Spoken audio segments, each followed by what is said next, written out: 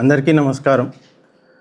So this press meet is regarding the recent ఒక Macherla town PS లిమిట్స్లో ఒక incident చోటు చేసుకుంది. సో దానిపైన this particular press meet.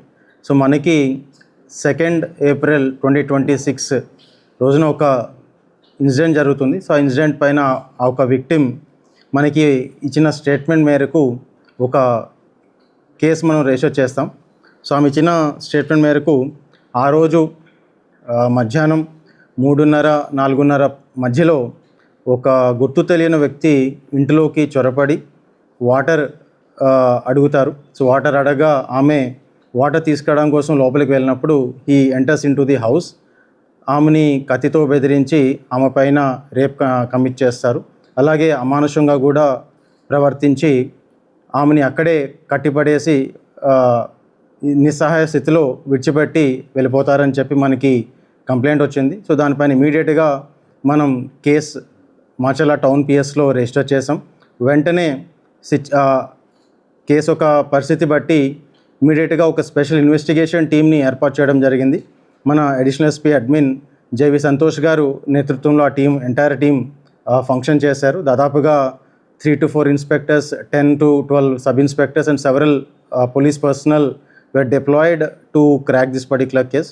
So ఈ కేసులో ఫర్దర్గా మనకి వచ్చిన మనకి ఇనీషియల్గా కొన్ని డిస్క్రిప్టివ్ ఫీచర్స్ చెప్పారు. ఎవరైతే ఆ గుర్తు తెలియని పర్సన్ ఉన్నారో ఆయన ఒక స్కల్ క్యాప్ వేసుకున్నారని చెప్పి, అలాగే ఒక మెరూన్ టీషర్ట్ వేసుకున్నారని చెప్పి, అలాగే ఒక పర్సన్ ఒక భావాలు కూడా చెప్పడం జరిగింది. సో దాని మేరకు మనకు అక్కడ చుట్టుపక్కల ఉన్న సీసీటీవీ కెమెరాస్, అలాగే టెక్నికల్ ఎవిడెన్స్ మొత్తం కూడా చాలా డీప్గా అనలైజ్ చేయడం జరిగింది. సో దీంట్లో చాలా ఎక్స్పర్ట్స్ని వాళ్ళని కూడా సంప్రదించి ఈ యొక్క కేసుని ఛేదించే విధంగా ముందుకు తీసుకొని వెళ్ళడం జరిగింది. సో మన దీంట్లో చాలామంది సస్పెక్ట్స్ కూడా మనకి వస్తూ ఉన్నారు.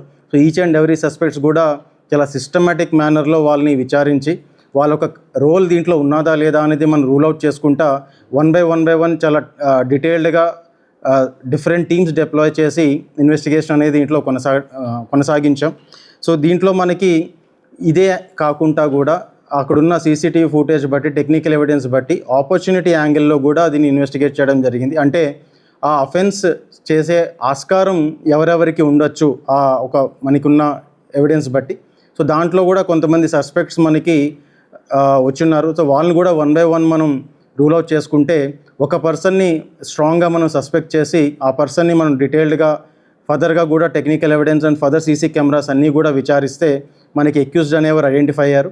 సో అక్యూజ్ని మనం మొన్న ఈవినింగ్ ఆయన్ని పట్టుకోవడం జరిగింది. సో ఆయన విచారించగా వీళ్ళిద్దరికీ కూడా గతంలో పరిచయం అనేది ఉన్నది. ఇద్దరు కూడా ఈ సోషల్ మెసేజింగ్ యాప్ ద్వారాగా పరిచయం అయ్యి అక్కడి నుంచి లాస్ట్ మంత్ March 11th ఇద్దరు కూడా ఇన్స్టాగ్రామ్ అకౌంట్ ఒకళ్ళొకరు ఐడి షేర్ చేసుకొని అక్కడి నుంచి ఫ్రీక్వెంట్గా ఇద్దరి మధ్యన సంబంధం అంటే మాట్లాడుకోవడం ఇదంతా కూడా చేసుకుంటూ ఉన్నారు. విక్టిమ్ యొక్క ప్రోద్బలంతో, ఆమె యొక్క గైడెన్స్తో ఆ పర్టికులర్ అక్యూజ్డ్ ఆమె ఇంటి వరకు వచ్చిన తర్వాత ఈ పర్టికులర్ ఇన్సిడెంట్ అనేది చోటు చేసుకోవడం జరిగింది. ఆమె కొంచెం భయాందోళన వల్ల మనకి ఇనీషియల్గా కంప్లీట్ డీటెయిల్స్ అనేది ఆమె షేర్ చేయలేదు. ఈ యొక్క పర్సన్ని మనం నిన్న అరెస్ట్ చేసి ఈరోజు రిమాండ్కి కూడా పంపించడం జరిగింది. సో ఈ యొక్క కేసులో మనకి అక్యూజ్ దగ్గర కొన్ని మొబైల్ ఫోన్స్, అలాగే విక్టిమ్ ఒక మొబైల్ ఫోన్ ఏదైతే మనకి పగిలిపోయినాదో ఇవన్నీ కూడా మనం రికవరీ చేసి వాటి ఒక డేటాని ఎక్స్ట్రాక్ట్ చేసి ఫర్దర్గా అనాలిసిస్ చేయడం కోసం FSLకి పంపించడం జరిగింది. అలాగే కొన్ని ఐటమ్స్ ఏవైతే మనకి సీన్లో దొరికాయో, అలాగే డాక్టర్ మెడికల్ ఒపీనియన్స్ ఇవన్నీ కూడా దీంట్లో కొంచెం రావాల్సి ఉంది. సో వీటన్నిటిని కూడా ఫర్దర్గా పరిగణలోకి తీసుకొని ఇన్వెస్టిగేషన్ ఇంకా ఫర్దర్గా దీనిపైన కొనసాగించే విధంగా ముందుకి వెళ్తాం. సో దీంట్లో ఎంటైర్ టీమ్ బాగా అలర్ట్గా పనిచేశారు. అడిషనల్ స్పీకర్ నేతృత్వంలో entire team has done extremely well and ఈ యొక్క ఎఫర్ట్స్ని అందరూ కూడా అప్రిషియేట్ చేశారు. So that is all from my end. So if any questions please feel to ask. Thank you.